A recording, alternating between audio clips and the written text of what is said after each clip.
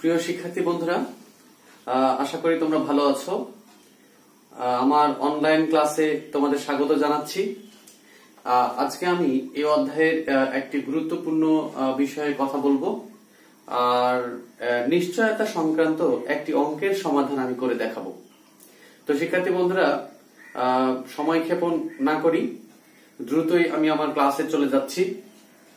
শুরুতেই এই অধ্যায়ের একটি গুরুত্বপূর্ণ বিষয় তোমাদের সামনে আমি উপস্থাপন করব। তোমরা মনোযোগ সহকারে দেখবে এবং খাতায় তুলে নিবে।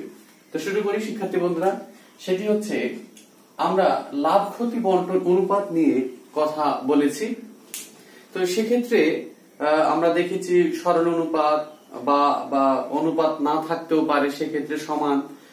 তারপরে আমি বলেছি সেটি হচ্ছে ভগ্নাংশ থাকতে পারে, যেটিকে আমরা পরবর্তীতে সরল অনুপাতে নিয়ে আসি, তারপরে মূলধন অনুপাতে। তো শিক্ষার্থী বন্ধুরা, এই অনুপাতের মধ্যেই একটি অনুপাত বা জের থাকতে পারে, সেটি হচ্ছে দ্বৈত হার বা দ্বৈত জের।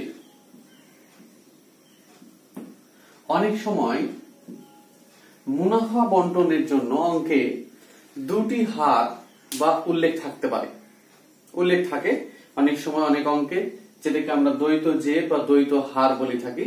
তো আমরা একটি উদাহরণ দিয়ে একটু পরিষ্কার করে দেই তোমাদেরকে। সেটি হচ্ছে এমন, অঙ্কে থাকতে পারে যে প্রথম বন্টন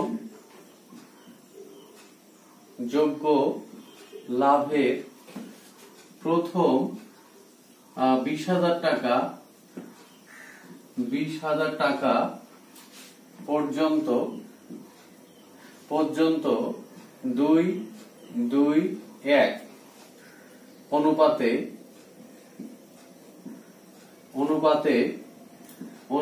ভাগ হবে এবং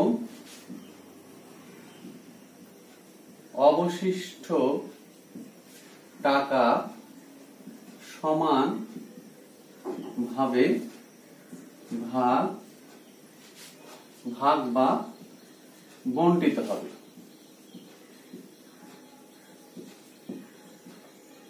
তো শিক্ষার্থী বন্ধুরা, আমি আবার রিপিট করছি, সেটি হচ্ছে দ্বৈত জের হার বা দ্বৈত হার, মুনাফা বন্টনের দ্বৈত জের হার বা দ্বৈত হার। এটি হচ্ছে যে একই অঙ্কে মুনাফা বন্টনের দুটি হার থাকবে, সেটি একটি অনুপাত একটি শতকরা হার, একটি অনুপাত একটি সমান, এমনটি হতে পারে। সহজ কথা, দুটি হার থাকবে। আমরা খেয়াল করব, যেমন এখানে দেখি বন্টনযোগ্য লাভের প্রথম 20,000 টাকা পর্যন্ত 2-2-1 অনুপাতে ভাগ হবে এবং অবশিষ্ট টাকা সমানভাবে ভাগ বন্টিত হবে। তো শিক্ষার্থী বন্ধুরা, যদি আমরা মনে করি আমরা লাভ ক্ষতি আবন্টনের একটি অংশ আমরা করে দেখাই, লাভ ক্ষতি আবন্টন হিসাবে শিক্ষার্থী বন্ধুরা আমরা জানি এটি হচ্ছে লাভ ক্ষতি আবন্টন হিসাব। খেয়াল করি আমরা একটু, সেটি হচ্ছে ধরে নেই ক, খ, গ 3 জন অংশীদার রয়েছে, তাদের লাভ ক্ষতি আবন্টন হিসাব। এটি লাভ ক্ষতি আবন্টন হিসাব, এটি ডেবিট, এটি হচ্ছে ক্রেডিট। তো শিক্ষার্থী বন্ধুরা, এইদিকে ধরে নিলাম এদিকে যোগফল হচ্ছে 80,000 টাকা, এদিকে রয়েছে ধরে নিলাম হচ্ছে 30,000 টাকা।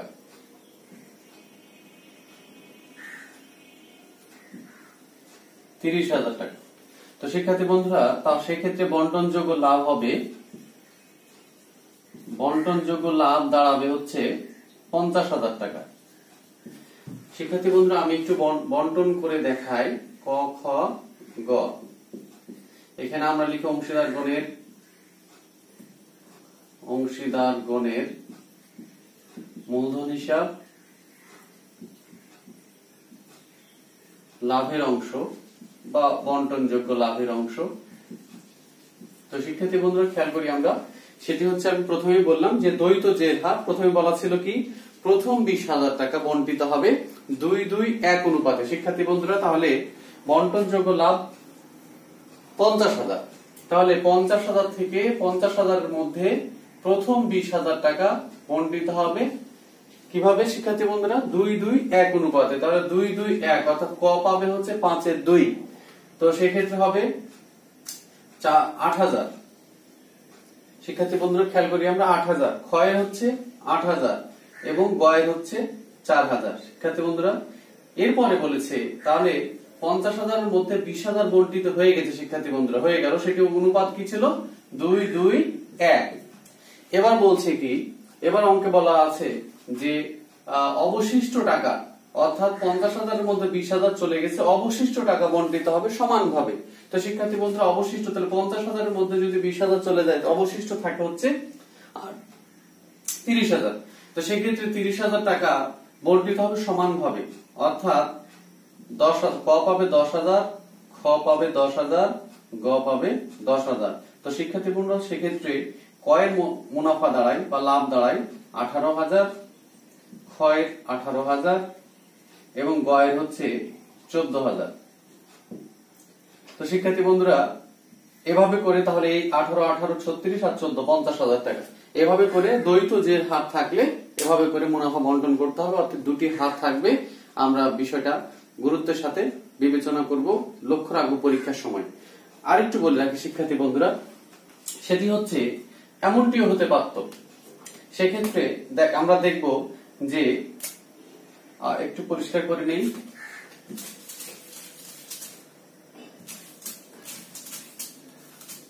আমরা বোর্ডের দিকে লক্ষ্য করি শিক্ষার্থী বন্ধুরা, সেটি হচ্ছে এমনটি হতে পারে যে লাভ হয়েছে, এখানে খরচ ছিল 65,000, সেক্ষেত্রে বন্টনযোগ্য লাভ হয়েছে 15,000।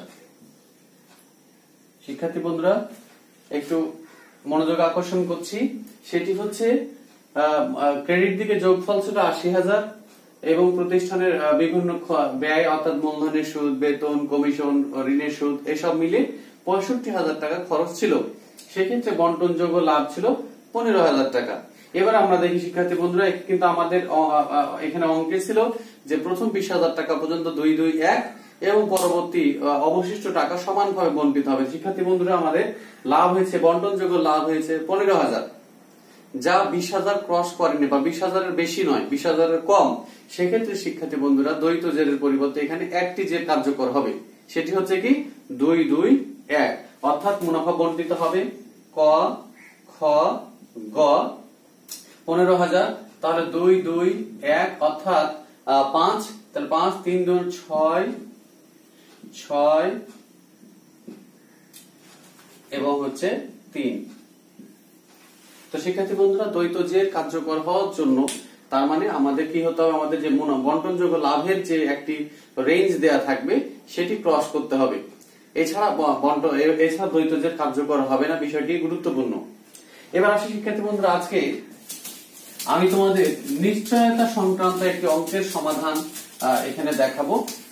গত ক্লাসে নিশ্চয়তা সংক্রান্ত তথ্য বা নিশ্চয়তা কি, নিশ্চয়তা কয় ধরনের, সেটি আমি তোমাদের সাথে শেয়ার করেছি, বলেছি, তোমরা তোমাদের মনে আছে অবশ্যই। তা আমি আরেকটি বার রিপিট করছি, নিশ্চয়তা। নিশ্চয়তা সেটি হচ্ছে গতদিন আমি বলেছি ক্লাসে, সেটি হচ্ছে কোন একজন অংশীদারকে, সেই দক্ষ অংশীদারকে বা গুরুত্বপূর্ণ কোন একজন অংশীদারকে বা কোন একজন ব্যক্তিকে অংশীদার হিসেবে পেতে চাইলে বা অংশীদার হিসেবে নিতে চাইলে তাকে নির্দিষ্ট পরিমাণ লাভ প্রাপ্তির যে নিশ্চয়তা অন্য কোন অংশীদার বা অন্য সকল অংশীদার মিলে যে নিশ্চয়তা প্রদান করা হয় তাকে মূলত বলা হয় নিশ্চয়তা বা প্রত্যাভূতি। তো নিশ্চয়তা আমরা দেখি, আমি বলেছি নিশ্চয়তা 3 ধরনের ছিল, একটি হচ্ছে একক নিশ্চয়তা, একটি ছিল যৌথ নিশ্চয়তা, একটি ছিল হচ্ছে পাল্টা নিশ্চয়তা। তো পাল্টা নিশ্চয়তা আমাদের অঙ্কের ক্ষেত্রে খুব একটা প্রয়োজন নেই, যেটি আমি বলেছি গতদিন। একক নিশ্চয়তা বা যৌথ নিশ্চয়তা এই দুটি আমাদের অঙ্কের ক্ষেত্রে খুবই প্রয়োজন, অঙ্কের ক্ষেত্রে এসে থাকে। একক নিশ্চয়তা বলতে সেদিন আমি বলেছি সেটি হচ্ছে একজন অংশীদার আরেকজন অংশীদারকে যদি নিশ্চয়তা দেয়, অর্থাৎ বিষয়টা এমন ক, খ, গ, অর্থাৎ ক যদি গ কে নিশ্চয়তা দেয় তাহলে একক নিশ্চয়তা। আবার খ ক খ উভয় দুজন মিলে গ কে যদি নিশ্চয়তা প্রদান করে তবে তাকে আমরা বলছি যৌথ নিশ্চয়তা। তো শিক্ষার্থী বন্ধুরা, আমি একটি নিশ্চয়তার অঙ্ক আজকে তোমাদের সমাধান করে দেখাচ্ছি এবং অঙ্ক চলাকালীন সময়ে যদি আমি আরো কিছু বিষয় তোমাদের সামনে তুলে ধরবো এবং সে সময় এইসব বিষয়ে আর একটু কথা বলবো। তো শুরু করি শিক্ষার্থী বন্ধুরা একটি অঙ্ক। অঙ্ক শুরু করার আগে বলে নেই, সেটি হচ্ছে আমি বারবার বলছি, গত ক্লাসেও বলেছি, অঙ্ক যখন বোর্ডে করানো হবে বা অঙ্ক দেখানো হবে তখনই সাথে সাথে তোমরা ভিডিও থামিয়ে বা ভিডিও পজ করে প্রথমেই অঙ্কটি খাতায় তুলে নিবে, তাহলে তোমরা ভালো বুঝবা বা তোমাদের কোনো সমস্যা হলে তো আমি আছি। তো শিক্ষার্থী বন্ধুরা, প্রথমেই একটি অঙ্ক তোমরা দেখো বোর্ড থেকে।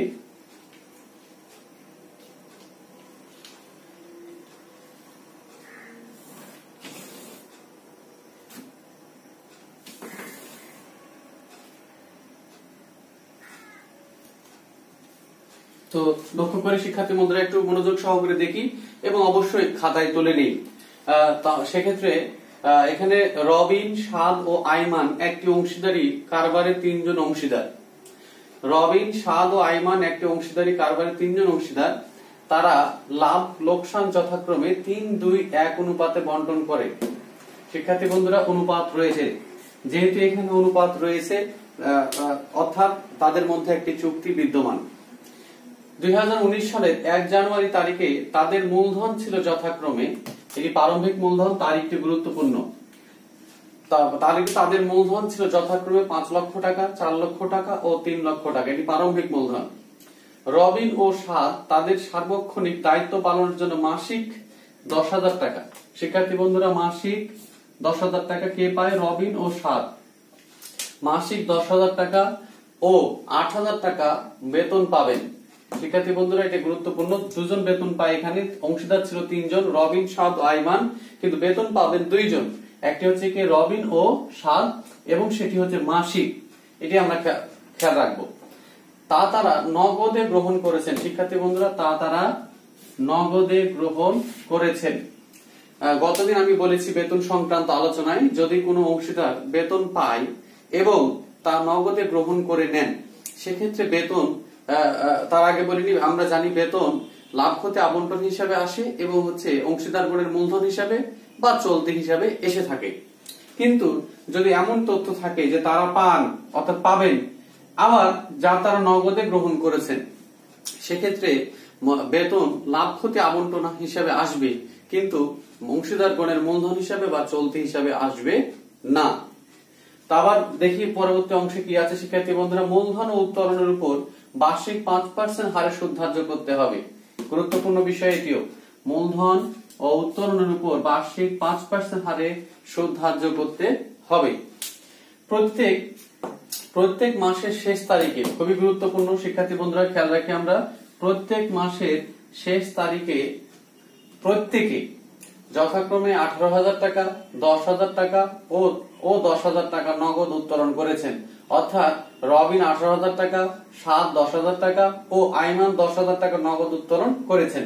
শিক্ষার্থী বন্ধুরা, প্রত্যেক মাসের শেষ তারিখে উত্তোলন করলে আমরা বলেছিলাম গড় হারে 5.5 মাসের সুদ হতে হবে। রবিন ও সাদ যৌথভাবে এই মর্মে নিশ্চয়তা প্রদান করেন যে আইমান বেতন ও মূলধনের সুদ ছাড়াও লাভের অংশ বাবদ কমপক্ষে 72,000 টাকা পাবেন। শিক্ষার্থী বন্ধুরা, খুবই গুরুত্বপূর্ণ বিষয়, সেটি হচ্ছে কি, এখানে রবিন ও সাদ যৌথভাবে নিশ্চয়তা প্রদান করেছেন, অর্থাৎ এই অঙ্কটি যৌথ নিশ্চয়তার একটি অঙ্ক, অর্থাৎ একক নিশ্চয়তা নয়, এটি একটি যৌথ নিশ্চয়তার অঙ্ক। সেটি হচ্ছে কি, রবিন ও সাদ যৌথভাবে আইমানকে নিশ্চয়তা দিয়েছেন যে তার লাভের অংশ কমপক্ষে 72,000 টাকা হবে, এর কম হবে না। এর অর্থ হচ্ছে এর কম হলে বাকি 2 জন, অর্থাৎ যে 2 জন অংশীদার নিশ্চয়তা প্রদান করেছেন, তারা বাকি অংশটুকু প্রদান করবেন। উপরিউক্ত সমন্বয়গুলো সাধন করার পূর্বে 2019 সালের 31 ডিসেম্বর তারিখে সমাপ্ত বছরের মুনাফা 5,10,350 টাকায় 5,10,350 টাকায় উপনীত হয়। শিক্ষার্থী বন্ধুরা, আমি বলেছিলাম সেটি হচ্ছে প্রত্যেকটি অঙ্কে অংশীদারি ব্যবসায়ের অঙ্কে নিট লাভ দেয়া থাকবে। এটি চলতি সালের নিট লাভ 5,10,350 টাকা। ক উত্তোলনের সুদ নির্ণয় করো, খ লাভ ক্ষতি আবন্টন হিসাব প্রস্তুত করো, গ অংশীদার কোণের মূলধন হিসাব প্রস্তুত করো। তো শিক্ষার্থী বন্ধুরা, আশা করি তোমাদের অঙ্ক তোলা হয়েছে। অঙ্ক পড়ে যে সকল দিকগুলো দেখা দরকার সেই সকল দিকগুলো আমি দেখিয়েছি। এখন আমরা সমাধানে যেতে পারি। অবশ্যই তোমরা অঙ্ক খাতায় তুলে নিবা। তো এই 80 অঙ্ক, এবার অঙ্কের সমাধান দেয় শিক্ষার্থী বন্ধুরা। তো প্রথমে শিক্ষার্থী বন্ধুরা ছিল উত্তোলনের সুদ নির্ণয় করো ক অংশে। তো ক অংশে ছিল উত্তোলনের সুদ, উত্তোলনের সুদ নির্ণয়, উত্তোলনের সুদ নির্ণয়। শিক্ষার্থী বন্ধুরা,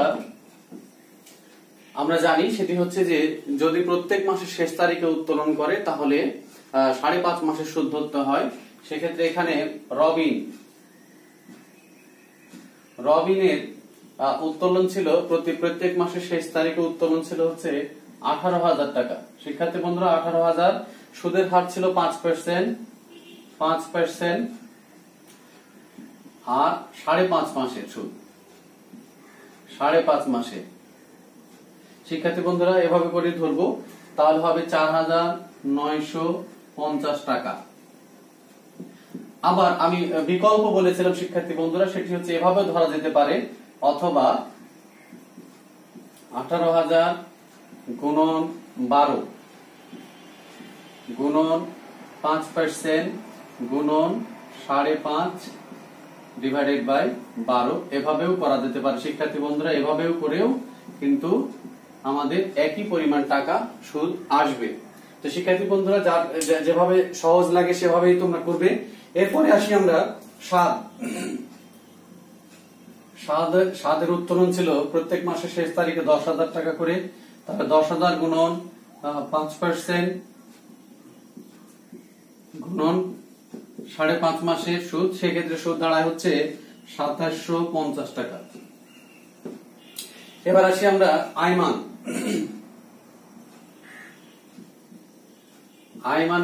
আইমানের উত্তোলন ছিল প্রতি মাসের শেষ তারিখে 10,000 টাকা, 5% গুণন 5.5 মাসের সুদ দাঁড়াবে হচ্ছে 2750 টাকা। শিক্ষার্থী বন্ধুরা, এই বের হয়ে গেল আমাদের উত্তোলনের সুদ। এবার খ অংশে ছিল লাভ ক্ষতি আবন্টন হিসাব। শিক্ষার্থী বন্ধুরা, আমরা যাই লাভ ক্ষতি আবন্টন হিসাবে।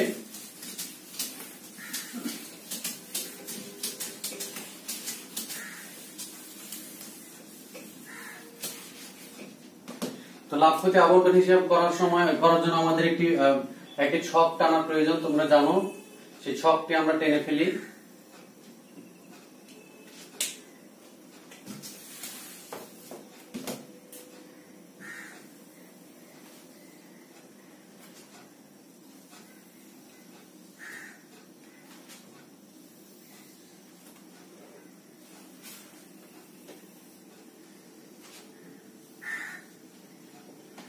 শিক্ষার্থী বন্ধুরা, প্রথমেই লিখতে হয় অংশীদারগণের নাম। এখানে হচ্ছে রবিন, সাদ ও আইমান এর লাভ ক্ষতি আবন্টন হিসাব 31 ডিসেম্বর 2019 সালের সমাপ্ত বছরের জন্য। এদিকে বাম দিকে ডেবিট বিবরণ টাকা, এদিকে বিবরণ টাকা এবং ক্রেডিট। তো শিক্ষার্থী বন্ধুরা, আমি তোমাদের প্রথম দিনই বলেছি আমরা সবসময় প্রথমে ক্রেডিট দিক করার চেষ্টা করব। তো শিক্ষার্থী বন্ধু, ক্রেডিট দিকে যদি দেখি তাহলে প্রথমে আমরা এখানে লিখে থাকি লাভ ক্ষতি আবন্টন হিসাব, লাভ ক্ষতি হিসাব অথবা লাভ লোকসান হিসাব দিয়ে লিখে আমরা নিট লাভ। এটা প্রতিটি অঙ্কের শেষে দেওয়া আছে। এখানে দেওয়া ছিল 5,10,350, 5,10,350 টাকা দিয়েছিল চলতি সালের নেট লাভ। তো শিক্ষার্থী বন্ধুরা, এইদিকে আর এসে থাকে, সেটি হচ্ছে পণ্য উত্তোলনের সুদ বা অসমন্বিত কিছু আয় থাকলে, যেমন আমি বলেছিলাম বিনিয়োগের অনাদায়ী সুদ, অগ্রিম খরচ, এসব অঙ্কের মধ্যে থাকলে আসবে। এখানে শুধু আমরা দেখেছি অঙ্ক পড়ার সময় এদিকে পণ্য উত্তোলন নেই, কিন্তু উত্তোলনের সুদ রয়েছে। তো শিক্ষার্থী বন্ধু প্রথমে এখানে লিখবো অংশীদারগণের মূলধন হিসাব। যেহেতু অঙ্কটি যেহেতু পরিবর্তনশীল মূলধন পদ্ধতিতে করতে বলা আছে, বা গ অংশে যেহেতু অংশীদারগণের মূলধন হিসাব করতে হবে বলা আছে, এবং অঙ্কে চলতি হিসাব সংক্রান্ত কোনো তথ্য নেই, তার মানে অঙ্কটি পরিবর্তনশীল মূলধন পদ্ধতির অঙ্ক। সেক্ষেত্রে এখানে আমরা লিখব অংশীদারগণের মূলধন হিসাব। অংশীদারগণের মূলধন হিসাব। অংশীদারগণের মূলধন হিসাব, উত্তোলনের সুদ। উত্তোলনের সুদ শিক্ষার্থী বন্ধুরা, উত্তোলনের সুদ রবিন আমরা ক অংশে বের করেছিলাম 4950,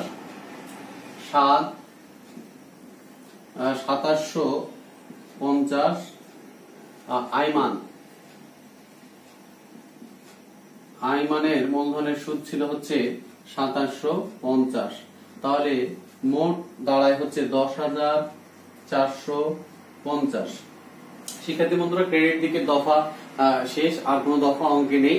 এবার আমরা ডেবিট দিকে যাই। ডেবিট দিকে প্রথমেই থাকে মূলধনের সুদ, যদি অঙ্কে থাকে, অঙ্কে রয়েছে মূলধনের সুদ, তাহলে প্রথমে আমরা লিখে নিব অংশীদারগণের মূলধন হিসাব। অংশীদারগণের মূলধন হিসাব, মূলধনের সুদ,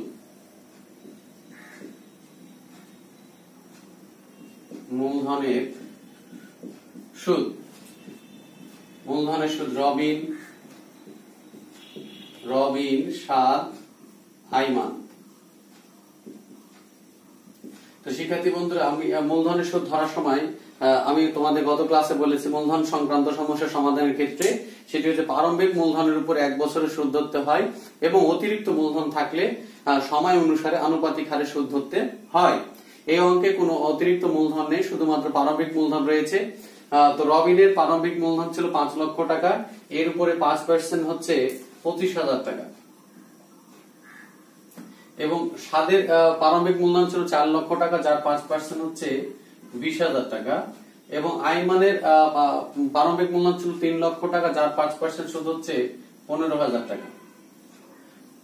অর্থাৎ যদি যোগ করি তাহলে হয় হচ্ছে 60,000 টাকা। শিক্ষার্থী বন্ধুরা, আর এদিকে এরপরে আসে বেতন।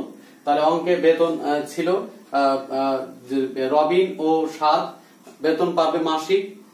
তো সেক্ষেত্রে এখানে লিখবো শিক্ষার্থী বন্ধুরা, সেটি হচ্ছে বেতন।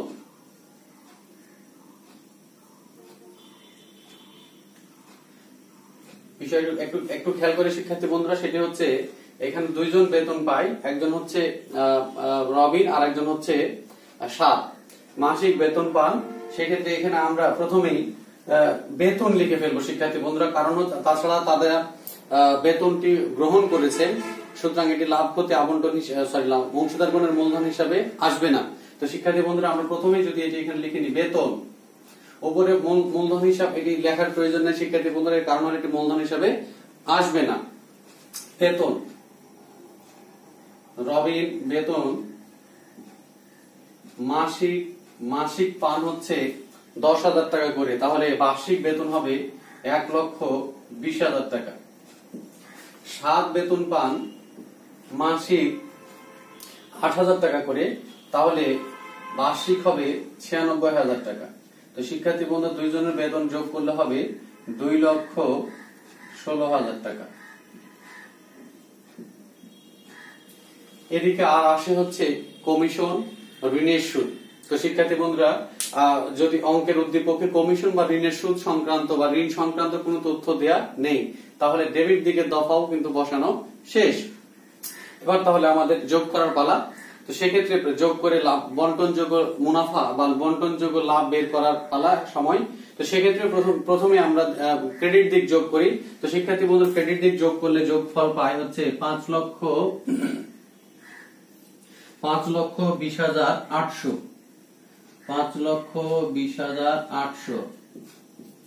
শিক্ষার্থী বন্ধুরা খেয়াল করি 5,20,800 টাকা ক্রেডিট দিকে যোগফল এভাবে ডেবিট দিকে বসা। শিক্ষার্থী বন্ধুরা 5,20,800 বন্টনযোগ্য লাভ যদি বের করে বিয়োগ করে ডেবিট দিক ক্রেডিট দিক যোগ করে ডেবিট দিক বিয়োগ করে বন্টনযোগ্য লাভ বের হয় 2,44,800।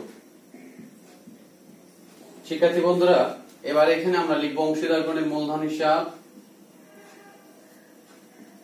অংশীদার গণের মূলধন হিসাব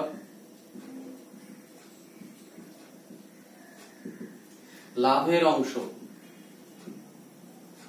অংশীদার গণের মূলধন হিসাব লাভের অংশ বা বন্টনযোগ্য লাভের অংশ। এখানে তিনজন অংশীদার রবিন, সাদ এবং আইমান। শিক্ষার্থী বন্ধুরা বিষয়টা খুবই গুরুত্বপূর্ণ, এবার খুবই গভীর মনোযোগ আকর্ষণ করছি তোমাদের। তো এখানে বন্টনযোগ্য লাভ ছিল 2,44,800 টাকা। এদের মধ্যে অনুপাত ছিল 3-2-1। অনুপাত ছিল এই জায়গায় আমি লিখি একটু 3:2:1। এই অনুপাতে 2,44,800 টাকা যদি আমরা ভাগ করি শিক্ষার্থী বন্ধুরা, তাহলে রবিনের অংশ দাঁড়ায় হচ্ছে 1,22,400 টাকা এবং সাদের অনুপাত দাঁড়ায় অংশ দাঁড়ায় হচ্ছে 81,600 টাকা এবং আইমানের অংশ দাঁড়ায় হচ্ছে 40,800 টাকা। এই অবস্থা দাঁড়ায় শিক্ষার্থী বন্ধুরা, কিন্তু এই অঙ্কটি নিশ্চয়তা রবিন এবং সাদ আইমানকে নিশ্চয়তা দিয়েছিল যে তার লাভের অংশ কমপক্ষে 72,000 টাকা হবে, এর কম হবে না, বেশি হতে পারে কিন্তু এর কম হবে না।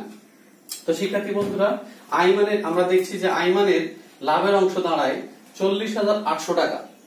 সেক্ষেত্রে প্রথমেই আইমানের লাভ 72,000 টাকা হওয়ার জন্য বা করার জন্য যে পরিমাণ টাকা লাভ প্রয়োজন বা টাকা প্রয়োজন সেটি প্রথমেই তাকে আমরা দিয়ে দিব বা তাকে দিতে হবে। তো সেক্ষেত্রে শিক্ষার্থী বন্ধুরা খেয়াল করি এটি 72,000 হওয়ার জন্য আরো প্রয়োজন 31,200 টাকা। 31,200 টাকা। সেক্ষেত্রে আইমানের লাভ হয়ে গেল 72,000 টাকা। শিক্ষার্থী বন্ধুরা এই অঙ্কটি ছিল যৌথ নিশ্চয়তা, অর্থাৎ 72,800 টাকা হওয়ার জন্য আইমানের আরো প্রয়োজন ছিল 31,200 টাকা, অর্থাৎ এটি আইমানের ক্ষেত্রে ঘাটতি। তো শিক্ষার্থী বন্ধুরা এই 31,200 টাকা যেহেতু যৌথ নিশ্চয়তা ছিল, সেক্ষেত্রে এই দুইজন অংশীদারের কাছ থেকে এই দুইজন রবিন এবং সাদ এই দুইজন অংশীদার এই টাকা তারা নিজেরা তাদের লাভ থেকে প্রদান করবে। শিক্ষার্থী বন্ধুরা এই সুযোগে আমি একটু একক নিশ্চয়তার কথা বলে ফেলি। যদি এটি একক নিশ্চয়তার অঙ্ক হতো, বিষয়টা এমন যদি হতো যে রবিন শুধু আইমানকে নিশ্চয়তা দিয়েছেন যে তার লাভ কমপক্ষে 72,000 টাকা হবে, শিক্ষার্থী বন্ধুরা সেক্ষেত্রে শুধুমাত্র এই 31,200 টাকা রবিনের হিসাব থেকে শুধুমাত্র আমরা বাদ দিয়ে দিতাম, যদিও অঙ্কটি হতো একক নিশ্চয়তা। কিন্তু অঙ্কটি ছিল যৌথ নিশ্চয়তার, অর্থাৎ শিক্ষার্থী বন্ধুরা এটি রবিন এবং সাদ এরা দুইজন মিলে যৌথভাবে আইমানকে নিশ্চয়তা দিয়েছিল তার লাভ কমপক্ষে 72,000 টাকা হবে। তো শিক্ষার্থী বন্ধুরা আমরা দেখলাম 72,000 টাকা হতে গিয়ে 31,200 টাকা কম ছিল, যেটি রবিন এবং সাদ তাদের যে বন্টনযোগ্য লাভ, তারা যে লাভের অংশ পেয়েছে সেখান থেকে সেটা তারা প্রদান করবে। এখন কি অনুপাতে কিভাবে তারা সমানভাবে দিবে? শিক্ষার্থী বন্ধুরা আমি উপরের অংশ একটু মুছে দিই। তারা কিভাবে সেটি প্রদান করবে, সমানভাবে নাকি কি অনুপাতে, সেটি এখন গুরুত্বপূর্ণ বিষয়। শিক্ষার্থী বন্ধুরা খেয়াল করি আমরা তাদের মধ্যে অনুপাত ছিল 3, 2 এবং 1। শিক্ষার্থী বন্ধুরা আমি মনোযোগ আকর্ষণ করছি তোমাদের, 3, 2, 1 তাদের মধ্যে অনুপাত ছিল। আইমানের অনুপাত ছিল 1, সুতরাং এটি বাদ যাবে, তাহলে অনুপাত থাকবে 3 এবং 2। শিক্ষার্থী বন্ধুরা যে পরিমাণ টাকা ঘাটতি ছিল আইমানের হিসেবে, অর্থাৎ 31,200 টাকা, সেই টাকাটি রবিন এবং সাদ তাদের যে নিজেদের যে অনুপাত অর্থাৎ 3 এবং 2 এই অনুপাতে ভাগ করে দিবে। অর্থাৎ শিক্ষার্থী বন্ধুরা রবিনকে প্রদান করতে হবে 31,200 গুণন 3/5, অর্থাৎ এটি করলে দাঁড়াবে শিক্ষার্থী বন্ধুরা সেটি হচ্ছে 18,720 টাকা। এবং এটা এখান থেকে এটা বিয়োগ করলে হবে 1,03,680 টাকা। শিক্ষার্থী বন্ধুরা এবার 7 কে প্রদান করতে হবে 31,200 গুণন 2/5, অর্থাৎ এটি দাঁড়াবে শিক্ষার্থী বন্ধুরা 12,480 টাকা, যা বিয়োগ করলে তার লাভ দাঁড়াবে হচ্ছে 69,120 টাকা। এবার এটি যোগ করলে দাঁড়াবে 2,44,800 টাকা। শিক্ষার্থী বন্ধুরা যৌথ নিশ্চয়তার ক্ষেত্রে এভাবেই তাহলে যে পরিমাণ টাকা ঘাটতি পড়বে বা যে পরিমাণ টাকা কম পড়বে নিশ্চয়তা প্রাপ্ত অংশীদারের, সেই পরিমাণ টাকা যারা নিশ্চয়তা প্রদান করবে যে সকল অংশীদাররা তারা তাদের নিজেদের যে অনুপাত লাভ ক্ষতি প্রাপ্তির সেই অনুপাতে ভাগ করে দেবে। এখন আসি শিক্ষার্থী বন্ধুরা, আশা করি তোমরা বুঝতে পেরেছো এবং তুলে নিয়েছো। এখন একটু অন্য বিষয়ে আলোচনা করতে চাই শিক্ষার্থী বন্ধুরা, একটু লক্ষ্য করি আমরা এইদিকে। তাহলে আমি এই অংশটুকু মুছে দিই শিক্ষার্থী বন্ধুরা। ধরে নিলাম যদি এমনটি হতো শিক্ষার্থী বন্ধুরা, সেটি হচ্ছে লাভ হয়েছে, বন্টনযোগ্য লাভ হয়েছে 6 লক্ষ টাকা। শিক্ষার্থী বন্ধুরা তোমাদের দৃষ্টি আকর্ষণ করছে, লাভ ধরে নিলাম লাভ হয়েছে 6 লক্ষ টাকা। সেক্ষেত্রে যদি যে অনুপাত ছিল, অর্থাৎ অনুপাত ছিল 3-2-1, তো এই অনুপাতে যদি আমরা এটা বন্টন করতাম শিক্ষার্থী বন্ধুরা, তাহলে অর্থাৎ এখানে আইমান পেতেন হচ্ছে 6 লক্ষ গুণন 1/6, অর্থাৎ 1 লক্ষ টাকা। শিক্ষার্থী বন্ধুরা খেয়াল করি আমরা, অর্থাৎ আইমান পেয়ে যেতেন এখানে 1 লক্ষ টাকা, কিন্তু তাকে নিশ্চয়তা দেয়া ছিল যে তার লাভ কমপক্ষে 72,000 টাকা হবে, এর কম হবে না। শিক্ষার্থী বন্ধুরা এরকম ক্ষেত্রে সে কিন্তু 72,000 টাকার উপরে পেয়ে গেছে লাভ, সেক্ষেত্রে মনে রাখবো আমরা এটাকে আমরা বলি নিশ্চয়তা অকার্যকর, অর্থাৎ এখানে নিশ্চয়তার আর কার্যকর থাকবে না বা নিশ্চয়তার প্রয়োজন আর পড়বে না। কারণ কি, তাকে নিশ্চয়তা দেওয়া ছিল 72,000 টাকা পর্যন্ত, বাট তার লাভ হয়েছে, তার লাভ প্রাপ্তি হয়েছে 1 লক্ষ টাকা। তা এটিও মনে রাখবো শিক্ষার্থী বন্ধুরা। সেটি হচ্ছে তাহলে আমি যদি দেখবো আমরা যদি কখনো নিশ্চয়তা প্রাপ্ত লাভের অধিক লাভ কোন অংশীদার পেয়ে থাকেন, তবে এটাকে বলা হয় নিশ্চয়তা অকার্যকর, অর্থাৎ আর নিশ্চয়তার প্রয়োজন থাকবে না। তাহলে অঙ্ক যদিও করালাম আমি যৌথ নিশ্চয়তা শিক্ষার্থী বন্ধুরা, কিন্তু এই একই অঙ্কে আমি একক নিশ্চয়তা বা নিশ্চয়তা অকার্যকর এই বিষয়টিও তোমাদের সামনে তুলে ধরলাম। এবার গ অংশ করি শিক্ষার্থী বন্ধুরা। সেখানে ছিল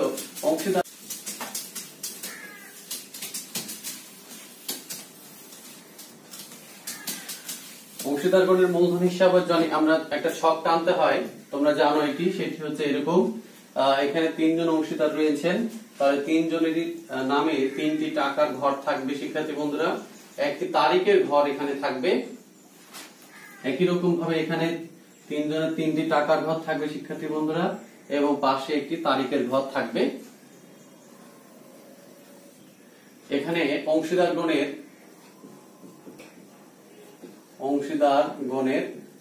মূলধন হিসাব উপরে লেখা থাকবে, মূলধন হিসাব 31 ডিসেম্বর 2019। এখানে তারিখ লেখা থাকবে শিক্ষার্থী বন্ধুরা, তারিখ এটি এখানে তারিখ উপরে থাকবে ডেবিট, বাম দিকে বিবরণ। এখানে হচ্ছে রবিন, সাদ, আইমান। এখানে তারিখ, শিক্ষার্থী বন্ধুরা মনোযোগ আকর্ষণ করছি, বিবরণ তোমরা তুলে নাও সবাই। এখানে থাকবে রবিন, সাদ এবং আইমান। এখানে থাকবে ক্রেডিট। তো শিক্ষার্থী বন্ধুরা আমি তোমাদের প্রথম দিনে বলেছি আমরা অবশ্যই ক্রেডিট দিক প্রথমে করার চেষ্টা করব বা ক্রেডিট দিক করব, এবং ক্রেডিট দিকে প্রথমে দুই দিকে সাল লিখে নেব, 2019 সাল এটা লিখে নেব 2019। এবং শিক্ষার্থী বন্ধুরা খেয়াল করব সেটি হচ্ছে সাল লিখে নেওয়ার সাথে সাথে যেটি করব শিক্ষার্থী বন্ধুরা সেটি হচ্ছে ক্রেডিট দিক আমরা করবো। তো ক্রেডিট দিকে থাকে হচ্ছে প্রথমেই থাকে প্রারম্ভিক মূলধন। শিক্ষার্থী বন্ধুরা এটি তাহলে 2019 সালের জানুয়ারির 1 প্রারম্ভিক উদ্বৃত্ত। প্রারম্ভিক উদ্বৃত্ত, প্রারম্ভিক উদ্বৃত্ত অর্থাৎ হচ্ছে প্রারম্ভিক মূলধন। শিক্ষার্থী বন্ধুরা তাহলে যদি দেখি আমরা, সেটা হচ্ছে রবিনের প্রারম্ভিক মূলধন ছিল 5 লক্ষ, সাদের প্রারম্ভিক মূলধন ছিল 4 লক্ষ এবং আইমানের প্রারম্ভিক মূলধন ছিল 3 লক্ষ। এরপরেই আমি বলেছিলাম যে ক্রেডিট দিকে এই প্রারম্ভিক মূলধনের পরপরই যদি অতিরিক্ত মূলধন থাকে সেটি আমরা লিখে নিব। তো এখানে এই অঙ্কে অতিরিক্ত কোনো মূলধন ছিল না। তো শিক্ষার্থী বন্ধুরা তাহলে এবার ডেবিট দিকে এসে উত্তোলনটা লিখে নেব। শিক্ষার্থী বন্ধুরা নগদ উত্তোলন মনে রাখবো আমরা। তাহলে কি বললাম, আমি আবার রিপিট করি, ক্রেডিট দিকে প্রথমে প্রারম্ভিক মূলধন লিখবো, এরপরে অতিরিক্ত মূলধন লিখবো যদি থাকে, এরপরে ডেবিট দিকে লিখবো নগদ উত্তোলন। তাহলে প্রথমেই ডিসেম্বর 31 উত্তোলন হিসাব। শিক্ষার্থী বন্ধুরা উত্তোলন হিসাব, উত্তোলন ছিল হচ্ছে প্রত্যেক মাসের শেষ তারিখে রবিনের উত্তোলন ছিল 18,000, সাদের উত্তোলন ছিল 10,000 এবং আইমানের উত্তোলন ছিল 10,000 টাকা। শিক্ষার্থী বন্ধুরা তাহলে যদি এগুলাকে আমরা 12 দিয়ে গুণ করি, যেহেতু প্রত্যেক মাসের শেষে উত্তোলন ছিল, তাহলে রবিনের উত্তোলন হয় 2,16,000, সাদের উত্তোলন হয় 1,20,000 বা 20,000 এবং আইমানের উত্তোলন হয় 1,20,000। তো শিক্ষার্থী বন্ধুরা তাহলে আমি আবার রিপিট করছি, অংশীদারগণের মূলধন হিসাব প্রস্তুত করার সময় প্রথমেই আমরা ক্রেডিট দিকে প্রারম্ভিক মূলধন লিখব এবং তারপরেই লিখব অতিরিক্ত মূলধন যদি থাকে এবং ডেবিট দিকে লিখব নগদ উত্তোলন। এরপরে শিক্ষার্থী বন্ধুরা লাভ ক্ষতি আবন্টনের ডেবিট অংশে যে সকল দফা রয়েছে সেগুলো অংশীদারগণের মূলধন হিসেবে ক্রেডিট দিকে আসে, আর লাভ ক্ষতি আবন্টনের ক্রেডিট দিকের দফাগুলো আসে হচ্ছে অংশীদারগণের মূলধন হিসেবে ডেবিট দিকে। তবে তা অনেক সময় অঙ্কের উদ্দীপকের তথ্যের উপর নির্ভর করে। যেমন এখানে বেতন রয়েছে লাভ ক্ষতি আবন্টনের ডেবিট দিকে, কিন্তু বেতন অংশীদারগণের মূলধন হিসেবে আসবে না, কারণ কি তা তারা গ্রহণ করেছেন এমনটি তথ্য ছিল। তো শিক্ষার্থী বন্ধুরা তাহলে এখানে প্রথমে লিখে নেব ডিসেম্বর 31 লাভ ক্ষতি আবন্টন হিসাব। তো শিক্ষার্থী বন্ধুরা লাভ ক্ষতি আবন্টন হিসাবে প্রথমেই ছিল মূলধনের সুদ। মূলধনের সুদ, শিক্ষার্থী বন্ধুরা লাভ ক্ষতি মূলধনের সুদ ছিল 25,000 টাকা, রবিনের, সাদের ছিল হচ্ছে 20,000 টাকা এবং আইমানের ছিল 15,000 টাকা। এরপরে ছিল বেতন, কিন্তু যেহেতু বেতন তারা গ্রহণ করেছেন তাই বেতন অংশীদারগণের মূলধন হিসেবে আসবে না। তাহলে তারপরে ছিল হচ্ছে মুনাফা, লাভের অংশ। লাভের অংশ, তো লাভের অংশ রবিনের ছিল 1,03,680, তারপরে সাদের ছিল 69,120, এরপরে এই ছিল 72,000। শিক্ষার্থী বন্ধুরা তাহলে লাভ ক্ষতি আবন্টনের ডেবিটে যে সকল তথ্য ছিল সেগুলা সব তথ্যগুলো আমরা নিয়ে আসলাম অংশীদারগণের মূলধন হিসেবে ক্রেডিট অংশে। বেতন ছাড়া, বেতন নিয়ে আসিনি, কারণ কি বেতন সংক্রান্ত একটি তথ্য অঙ্কে ছিল, সেটি তারা বেতন গ্রহণ করেছে। আমি গত ক্লাসে বেতন সংক্রান্ত সমস্যা সমাধানের সময় বলেছি, বেতন পান এবং গ্রহণ করেছে এমনটি থাকলে বেতন লাভ ক্ষতি আবন্টন হিসাবে এলেও অংশীদারগণের মূলধন হিসেবে আসবে না। এরপরে ডেবিট দিকে যাই, ডিসেম্বর 31 লাভ ক্ষতি আবন্টন হিসাব। লাভ ক্ষতি আবন্টন হিসাব, শিক্ষার্থী বন্ধুরা উত্তোলনের সুদ। উত্তোলনের সুদ, তো যেখানে উত্তোলনের সুদ ছিল রবিনের 4,950, সাদের ছিল 2,750, আইমানের ছিল 2,750। তো শিক্ষার্থী বন্ধুরা আমাদের যে সকল দফা লাভ ক্ষতি আবন্টন হিসেবে ছিল সে সকল দফা মূলধন হিসেবে নিয়ে আসা শেষ, আর কোনো তথ্য অবশিষ্ট নেই। এবার নিচে আমরা সমাপনী দাগ দেব, সমাপনী দাগ সমান্তরাল ভাবে দিব। দেওয়ার পরে মূলধন হিসাবে ক্রেডিট দিক সবসময় বড় হবে, সেক্ষেত্রে ক্রেডিট দিক প্রথমে আমরা যোগ করব। তো ক্রেডিট দিক যদি রবিনেরটা যোগ করি তাহলে হয় 6,28,680। শিক্ষার্থী বন্ধুরা তারপরে হচ্ছে স্বাদের হচ্ছে 4,89,120 এবং আইমানের হচ্ছে 3,87,000। একই পরিমাণ টাকা শিক্ষার্থী বন্ধুরা আমরা ডেবিট দিকে লিখে নিব 6,28,680, 4,89,120 এবং 3,87,000। তো শিক্ষার্থী বন্ধুরা এবার ডেবিট দিক ক্রেডিট দিকে যোগফল থেকে ডেবিট দিকে টাকাগুলো বিয়োগ করলে আমরা উদ্বৃত্ত পাই রবিনের 4,07,730 এবং স্বাদের পায় হচ্ছে 3,66,370 এবং আইমানের পায় 2,64,250। তো শিক্ষার্থী বন্ধুরা যাকে আমরা এটার নাম আমরা দেই balance CD. Balance CD, balance CD. শিক্ষার্থী বন্ধুরা এটি হয় এই বছরে চলতি সালের শেষ তারিখ অর্থাৎ ডিসেম্বর 31। এই টাকাটি শিক্ষার্থী বন্ধুরা আবার ক্রেডিট দিকে আমরা লিখি যার নাম আমরা দেই ব্যালেন্স বিডি 4,07,730 এবং 3,66,370, 2,64,250। শিক্ষার্থী বন্ধুরা এটি হচ্ছে পরবর্তী বছর অর্থাৎ 2020 সালের বছরের শুরুর প্রথম দিন অর্থাৎ জানুয়ারি মাসের 1 তারিখে ব্যালেন্স বিডি অর্থাৎ এটি পরবর্তী বছরের আবার প্রারম্ভিক উদ্বৃত্ত হিসেবে ট্রান্সফার হয়ে গেল। তো শিক্ষার্থী বন্ধুরা একটি নিশ্চয়তা সংক্রান্ত একটি অঙ্কের সমাধান আমি করে তোমাদের দেখালাম।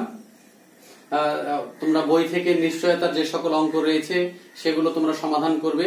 সমাধান করতে গেলে তোমাদের যদি কোনো জায়গায় সমস্যা দেখা দেয় তবে সেক্ষেত্রে আমাকে অবশ্যই তোমরা ইনবক্স করবে, কলেজের ফেসবুক পেজে কমেন্ট বক্সে লিখতে পারো অথবা আমাকে সরাসরি ফোন করলেও আমি তোমাদের প্রশ্নের উত্তর দিব। তোমরা কোনো কিছু না বুঝলে আমাকে প্রশ্ন করবে। ক্লাস সংক্রান্ত যে কোনো বিষয়ে পরামর্শ থাকলে বা যে কোনো বিষয়ে যদি কোনো আরো কিছু বেটার কিছু তোমাদের এক্সপেকটেশন থাকে তবে সেক্ষেত্রে আমাকে জানালে আমি তা তোমাদের যথাযথভাবে তা পূরণের চেষ্টা করব। তো শিক্ষার্থী বন্ধুরা আজকে আর নয়, আবার পরবর্তী ক্লাসে অন্য একটি বিষয় নিয়ে অন্য একটি সমস্যা নিয়ে তোমাদের সাথে থাকবো আশা করছি।